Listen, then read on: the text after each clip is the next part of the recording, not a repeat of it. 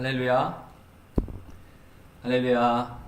주님의 은혜 안에서 오늘도 예배할 수 있게 하심에 감사합니다. 여러분들 예배 드리시기 전에 함께 당부할 말씀이 있습니다. 여러분들에게 안내할 말씀이 있습니다.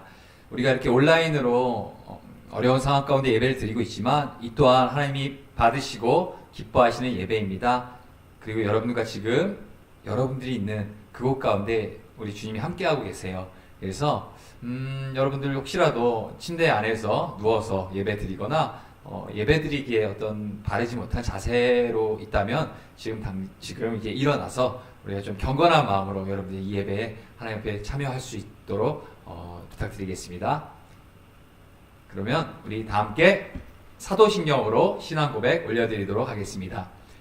전능하사 천지를 만드신 하나님 아버지를 내가 믿사오며 그 외아들 우리 주 예수 그리스도를 믿사오니 이는 성령으로 잉태하사 동정녀 마리아에게 나시고 본디오 빌라도에게 고난을 받으사 십자가에 못 박혀 죽으시고 장사한 지 사흘 만에 죽은 자 가운데서 다시 살아나시며 하늘에 오르사 전능하신 하나님 우편에 앉아 계시다가 저리로서 산자와 죽은 자를 심판하러 오시리라. 성령을 믿사오며 거룩한 공회와 성도가 서로 교통하는 것과 죄를 사하여 주시는 것과 몸이 다시 사는 것과 영원히 사는 것을 믿사옵나이다. 아멘.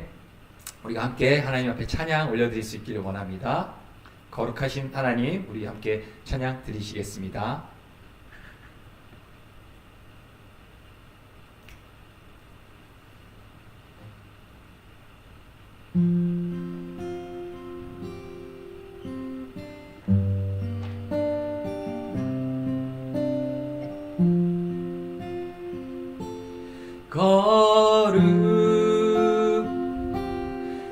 거룩하신 하나님 주께 감사드리세. 날 위해 이 땅에 오신 독생자 예수 나의 마음과 뜻 다해 주를 사랑합니다. 날 위해 이 땅에 오신 독생자 예수 내가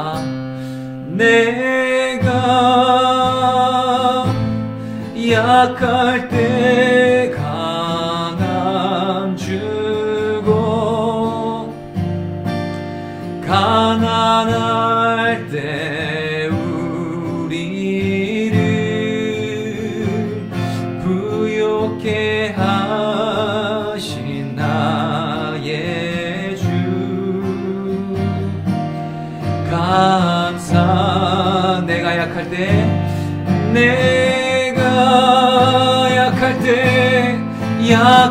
때 강함 주고 가난할 때 우리를 부욕해 하신 나의 주 감사.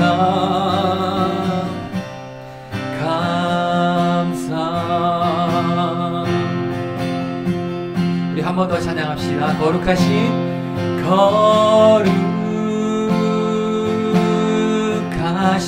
하나 주께 감사. 주께 감사드.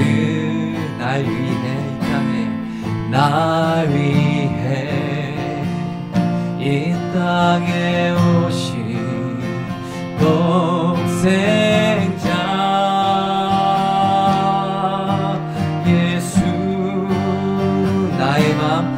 나의 마음과 뜻 주님을 사랑합시다.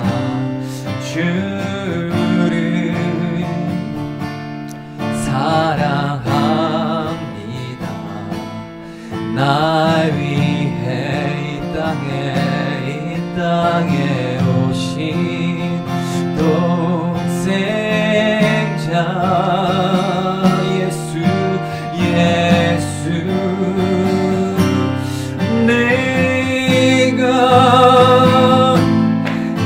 약할 때 강함 주고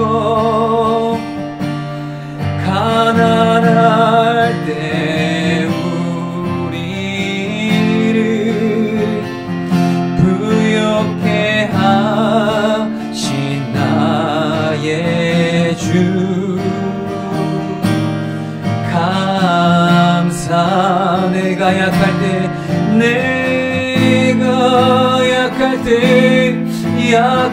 때 강함 주고 가난할 때 우리를 부욕해 하신 나의 주 감사.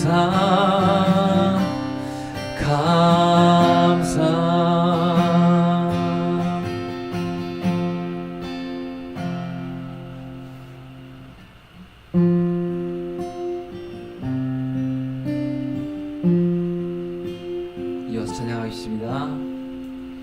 주 나의 모습 보네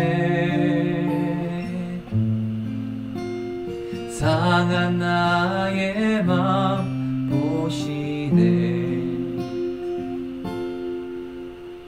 주 나의 눈물 안에 홀로 울던 맘 아시네. 한 번 더 찬양합시다. 주 나의 모습 보네 상한 나의 맘 보시네 주 나의 눈물 안에 홀로 울던 맘 아시네. 세상 소망 다 사라져가도 주의 사랑은 끝이 없으니 살아가는 이 모든 순간이 주 은혜임을 나는 믿네. 잠시 우리 여러분 각자의 삶 속에서 기도할 수 있으면 좋겠습니다. 현재 지금 기술적인 문제로 잠시만 시간이 필요한데요. 한 30초 정도 여러분들 기도할 수 있는 시간 갖도록 하겠습니다. 함께 기도하겠습니다.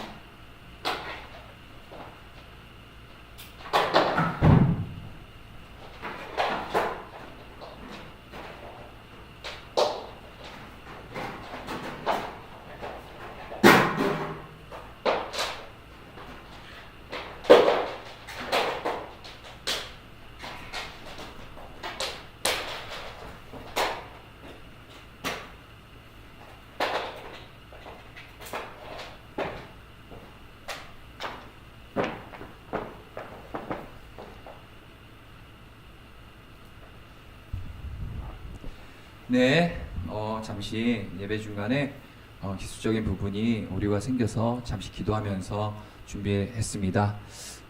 우리 이 시간 함께 하나님의 말씀을 좀 나눠보도록 하겠습니다. 하나님의 말씀, 오늘 함께 나눌 말씀은 마태복음 1장 18절에서 25절의 말씀입니다. 마태복음 1장 18절에서 25절의 말씀, 마태복음 1장 18절에서 25절의 말씀을 우리가 교독하도록 하겠습니다. 전도사님이 한 절 읽고요, 여러분들이 한 절 읽고 이렇게 교독하도록 하겠습니다. 예수 그리스도의 나심은 이러하니라. 그의 어머니 마리아가 요셉과 약혼하고 동거하기 전에 성령으로 잉태된 것이 나타났더니 그의 남편 요셉은 의로운 사람이라. 그를 드러내지 아니하고 가만히 끊고자 하여. 이 일을 생각할 때 주의 사자가 현몽하여 이르되 다윗의 자손 요셉아, 내 아내 마리아 데려 오기를 무서워하지 말라. 그에게 잉태된 자는 성령으로 된 것이라. 아들을 낳으리니 이름을 예수라 하라. 이는 그가 자기 백성을 그들의 죄에서 구원할 자심이라 하니라. 이 모든 일이 된 것은 주께서 선지자로 하신 말씀을 이루려 하심이니 이르시되 보라, 처녀가 잉태하여 아들을 낳을 것이요 그 이름이 임마누엘이라 하리라 하셨으니 이를 번역한즉 하나님이 우리와 함께 계시다 함이라. 요셉이 잠에서 깨어 일어나 주의 사자의 분부대로 행하여 그의 아내를 데려왔으나 다 함께 읽겠습니다. 아들을 낳기까지 동침하지 아니하더니 낳음의 이름을 예수라 하니라. 아멘. 전사님 기도하고 말씀 나누도록 하겠습니다. 하나님 감사합니다. 오늘도 이렇게 주일 예배를 온라인을 통해서 드려지지만 하나님 앞에 드릴 수 있는 이 예배 주님 기쁘게 받아 주옵소서. 말씀을 전하는 자나 듣는 자나 우리 함께 같은 마음으로 주님의 나심과 주님이 우리를 구원하심을 감사함으로 우리가 예배할 수 있게 하여 주옵소서. 감사드리며 예수 그리스도의 존귀하신 이름 받들어 기도드립니다. 아멘. 할렐루야. 한 주간 잘 지내셨죠? 오늘 말씀의 제목은 예수 그리스도의 나심은 이러하니라. 예수 그리스도의 나심은 이러하니라 라는 제목을 나누고자 합니다. 네. 여러분들이 생각했을 때 사랑은 무엇이라고 생각하시나요? 아마도 우리가 예배드리고 있는 지금 이 순간에도 사랑이란 주제를 다룬 영화나 드라마, 연극, 소설 등이 전 세계에서 무수히 쏟아져 나오고 있을 것입니다. 그리고 우리들의 실제 삶 속에서도 사랑이라고 표현할 수 있는 여러 형태의 관계들이 존재하고 있어요. 우리 부모님을 향한 마음이, 그리고 자녀들을 향한 마음, 또 형제 자매들을 향한 그 마음, 그리고 친구들을 향한 마음, 심지어는 애완동물을 향한 마음, 그 마음들을 대해서 우리는 사랑이라는 표현을 사용하고 있죠. 그런데 말이죠, 우리 삶에 존재하는 이러한 관계들을 사랑이라고 만약에 정의 내리게 된다면 참 이 사랑이라는 것이 무조건 좋은 것만은 아닌 것 같아요. 왜냐하면 관계가 소홀해질 수도 있고 그 사랑이 변하거나 다른 방향으로 또는 사랑이 시끄러질 수도 있는 그런 것이 이제 우리 인간이 갖고 있는 사랑의 어떤 개념 아니겠습니까? 그래서 만약에 이러한 부분들을 우리가 사랑이라고 우리가 정의를 내린다면 아마도 그 사랑에 대해서는 참 무조건 좋은 것만은 아닌 것 같아요.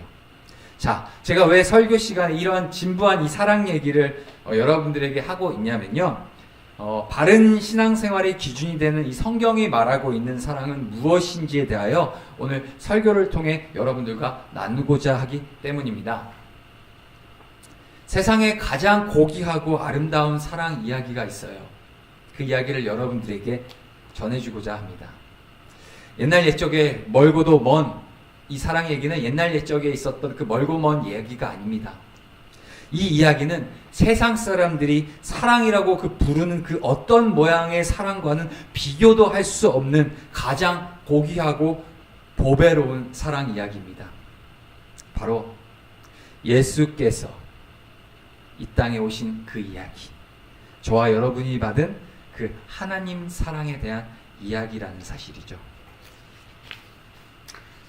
주로 우리가 성탄절을 떠올리게 되면 그 이미지는 아마도 베들레헴에 있는 그 말구유, 그것에서 태어나신 그 아기 예수님, 그리고 아기 예수님을 그 경배하러 온 동방 박사들, 그리고 처녀 마리아에게 천사가 막 찾아와서 너는 성령으로 잉태될 것이다 라고 알려주고 이에 순종하면서 마리아는 기쁨으로 아이를 해산하는 그 마리아 이야기, 아마 정도로 저희가 그 이미지를 생각할 수 있을 거예요. 되게 이 성탄절 설교가 이 영역에서 크게 벗어나지는 않는 것 같습니다.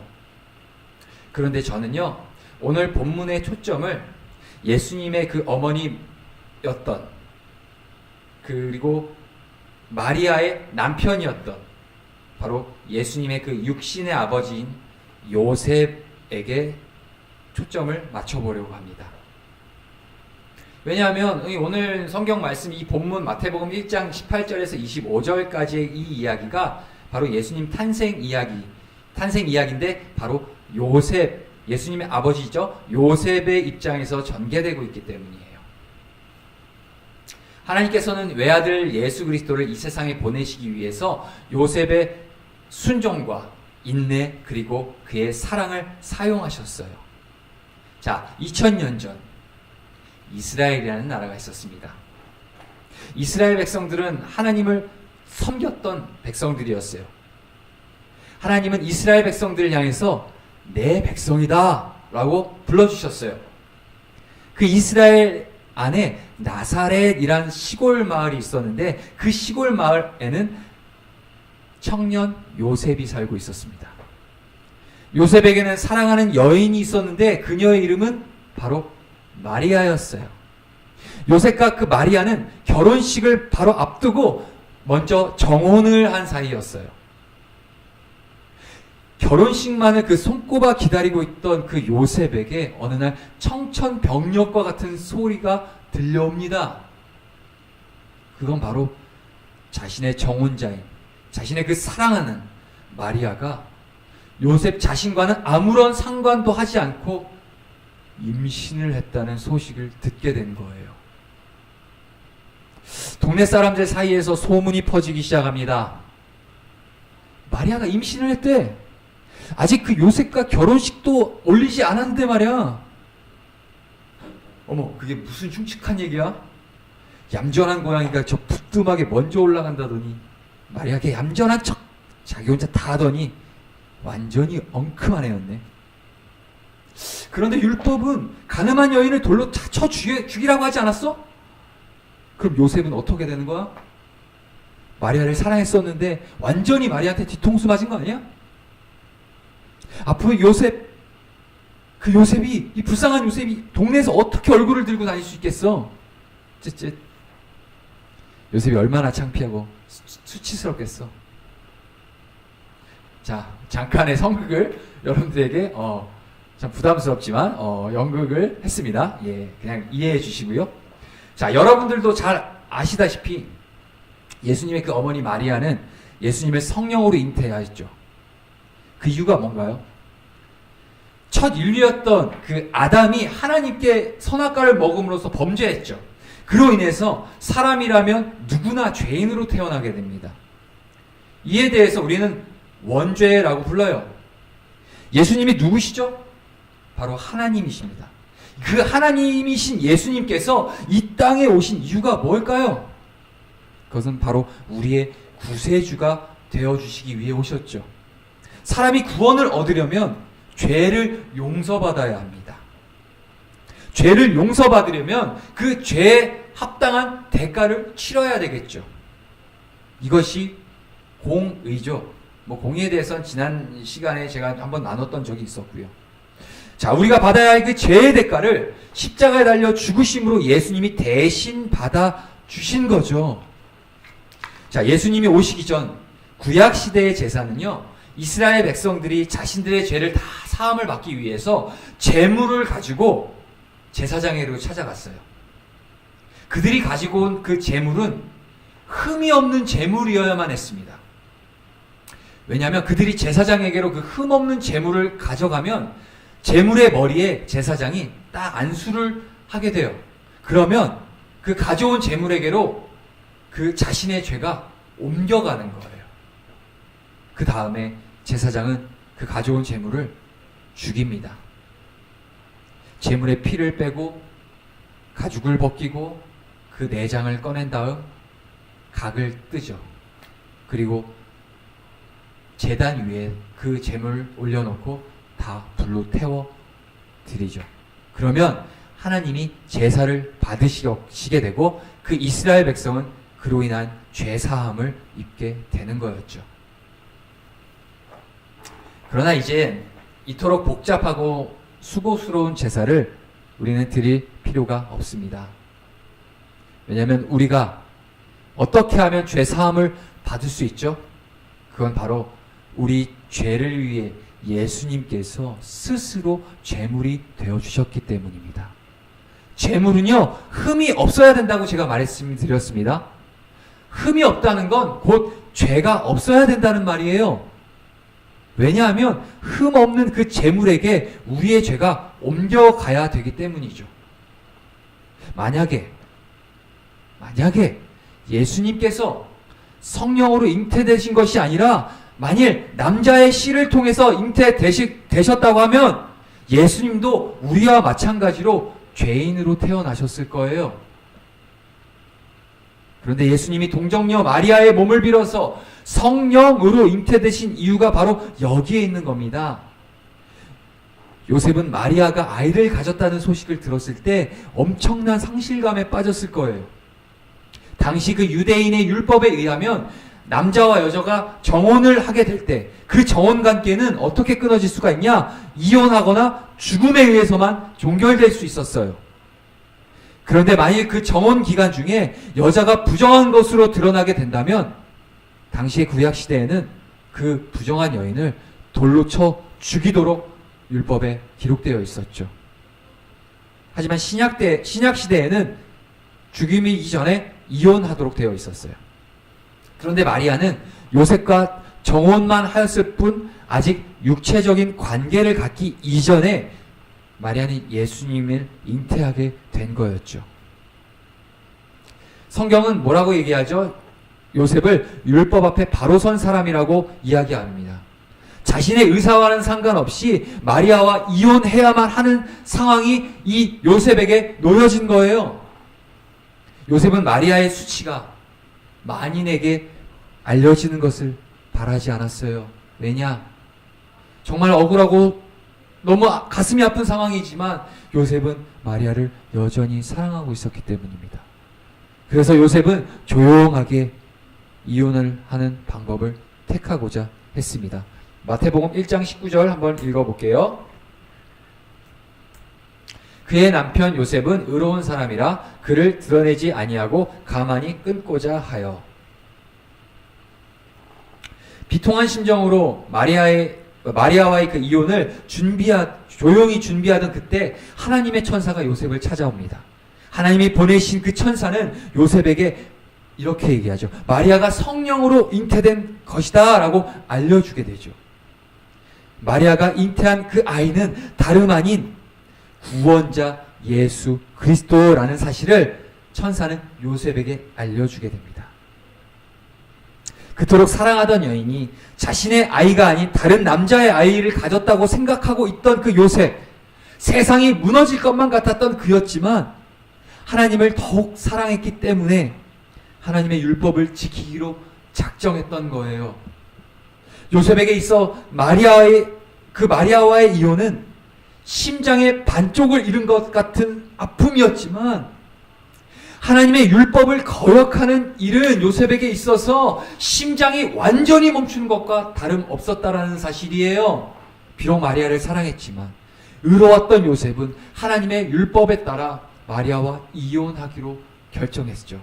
하지만 여전히 마리아를 사랑했기 때문에 그녀가 세상의 수치가 되고 그녀가 세상 가운데 조롱을 당하고 돌에 맞아 죽을 수 있는 상황을 가만히 보고 있을 수가 없었어요. 그래서 조용하게 이혼 준비를 하고 있었죠. 그때 천사가 나타나서 상심감에 빠져 있었던 그 요셉에게 나타나서 두려워 말라, 걱정하지 말라. 마리아는 성령으로 잉태된 것이다 라고 가르쳐 준 거였죠. 이토록 큰 상실감에 빠져있던 그 요셉에게 천사가 찾아와 하나님의 사명을 선포합니다. 마태복음 1장 20절에서 21절의 말씀 우리 함께 읽어보도록 하겠습니다. 함께 한 목소리 읽겠습니다. 시작. 이 일을 생각할 때 주의 사자가 현몽하여 이르되 다윗의 자손 요셉아 내 아내 마리아 데려오기를 무서워하지 말라. 그에게 잉태된 자는 성령으로 된 것이라. 아들을 낳으리니 이름을 예수라 하라. 이는 그가 자기 백성을 그들의 죄에서 구원할 자이심이라 하니라. 아멘. 예수님의 탄생을 기념하는 성탄절이 곧 다가옵니다. 여러분들에게 그 성탄절, 크리스마스, 그것은 과연 어떤 의미가 되나요? 예수님의 탄생이 만일 없었더라면 우리는 죄로 인해 영원한 형벌을 받아야만 하는 존재였을 겁니다. 어느 누군가 자기 자신이 죄 없는 사람이라고 장담할 수 있겠습니까? 하나님께서는 우리를 향한 당신의 사랑을 그 하나뿐인 외아들 예수 그리스도를 우리를 위해 보내주심으로 그 하나님의 사랑을 증거하셨어요. 그런데 우리의 관심은 어디에 머물러 있습니까? 마리아를 향한 그 숭고한 사랑 이야기를 통해 하나뿐인 아들 그 예수님을 내어주신 그 하나님의 사랑을 우리가 발견해야 된다는 거예요. 마리아가 성령으로 잉태했다는 사실을 몰랐던 요셉이 만일 마리아에게 배신을 당한 그 분을 못 이기고 마리아를 거절해버렸다면 마리아가 과연 어떻게 되었을까요? 아마 그녀는 평생 수치와 모욕을 당하며 살게 되거나 최악의 상황으론 가늠한 여자로 몰려서 돌에 맞아 죽을 수도 있었던 상황이 벌어졌을 겁니다. 그러나 요셉은 그렇게 하지 않았어요. 마리아가 성령으로 잉태되었다는 사실을 알지 못했을 그때에도 요셉은 마리아를 감싸주었죠. 그 마리아의 치부를 사람들이 알기를 원하지 않았어요. 왜냐? 마리아를 사랑했기 때문에. 또한 천사를 통해 상황을 알게 된 이후에도 이후의 상황에도 요셉에게는 그다지 유익한 상황은 아니었어요. 왜냐? 마리아가 성령으로 잉태된 것이 하나님의 뜻이었다는 것을 알았다고 해도 세상 사람들은 여전히 마리아를 가늠한 여인으로 오해했을 거기 때문입니다. 그리고 그런 여자랑 계속 결혼한 그 요셉을 향해서 세상은 요셉을 향해 더욱더 비난과 수치와 모욕과 치욕적인 말을 평생 그는 듣고 살아야만 했을 거예요. 그러나 요셉은 그 모든 것을 하나님을 향한 신실한 마음으로 인해서 다 감당하기로 각오한 거죠.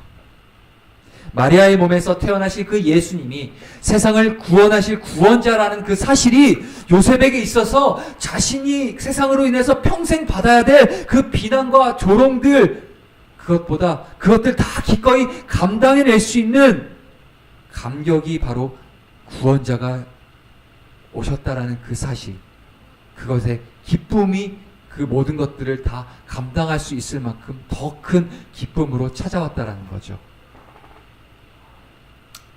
이렇게 예수님이 오셨습니다.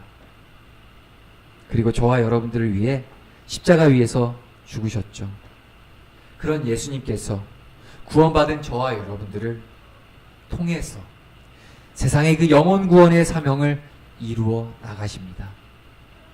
세상으로 나가 예수 그리스도가 나심을 자랑하고 복음을 전하라고 저와 여러분들에게 명령하셨죠. 하나님의 그 사랑은 자신을 다 내어준 사랑이시라는 거예요. 마리아를 향한 그 요셉의 희생, 그 또한 하나님 사랑으로 인한 결과였다라는 것을 기억하시길 바라요. 저와 여러분들도 이 요셉과 같이 구원받아야 할 사람들을 위해 하나님 사랑 안에서 사랑을 전하고 그를 위해서 우리가 또한 희생도 필요하고 우리가 때론 내려놓음도 필요하다는 겁니다. 세상은 이 성탄절을 맞이해서 자기 자신들의 유익을 누리고 자기 자신들만의 파티가 돼서 그렇게 살아갈지 모르지만 여전히 그들은 구원받아야 될 영혼들이기에 먼저 구원을 받은 저와 여러분들을 통하여서 세상으로 나아가 요셉이 하나님의 사랑 앞에 붙들려서 자신의 희생도 기꺼이 짊어지고 마리아를 끌어안고 예수 그리스도의 나심을 준비했던 것처럼 저와 여러분들도 세상을 향하여서 복음을 전하고 예수께서 왜 2000년 전 이 땅에 태어나셨고 나셨는지를 여러분들의 친구들에게, 그리고 믿지 않은 가족들에게, 주변 사람들에게 전할 수 있는 그런 복된 성탄절 될 수 있기를 간절히 기도하고 소망합니다. 앞으로 돌아오는 금요일 성탄절입니다.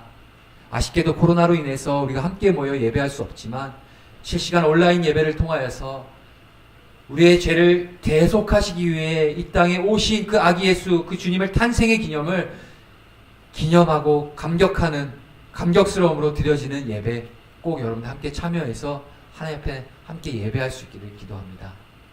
그럼 제가 기도하겠습니다. 하나님 감사합니다. 오늘도 하나님 짧은 시간이지만 온라인 예배를 통하여서 함께 예배드릴 수 있게 하심에 감사합니다. 요셉의 그 하나님을 향한 사랑과 그 결단과 믿음의 순종을 받습니다. 그로 인하여 예수께서 오실 수 있으셨고 이제는 우리로 향하여서 그 예수님의 사랑을 증거하라고 하셨습니다.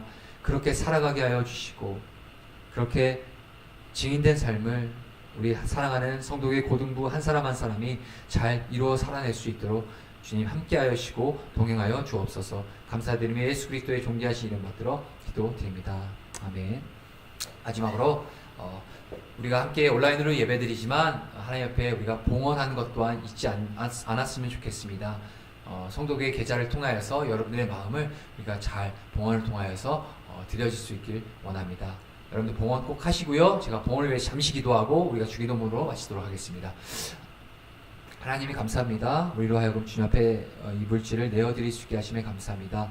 받으시고 하나님 나라에 귀하게 사용되어질 수 있도록 역사하여 주옵소서. 또한 드려지는 손길 위에 더 큰 은혜와 축복으로 임하여 주옵소서. 감사드리며 예수 그리스도의 이름으로 기도합니다. 아멘. 우리 함께 주기도문으로 하나님 주님이 가르쳐 주신 기도로 마치도록 하겠습니다.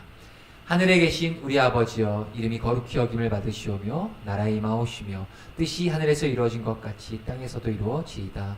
오늘날 우리에게 일용할 양식을 주옵시고 우리가 우리에게 죄진 자를 사하여 준 것 같이 우리 죄를 사하여 주옵시고 우리를 시험에 들게 하지 마옵시고 다만 악에서 구하옵소서. 대개 나라와 권세와 영광이 아버지께 영원히 있사옵나이다. 아멘. 한 주간도 승리하는 삶 그리고 기쁨의 성탄 누리며 나아갈 수 있기를 기도하겠습니다. 안녕, 건강해요.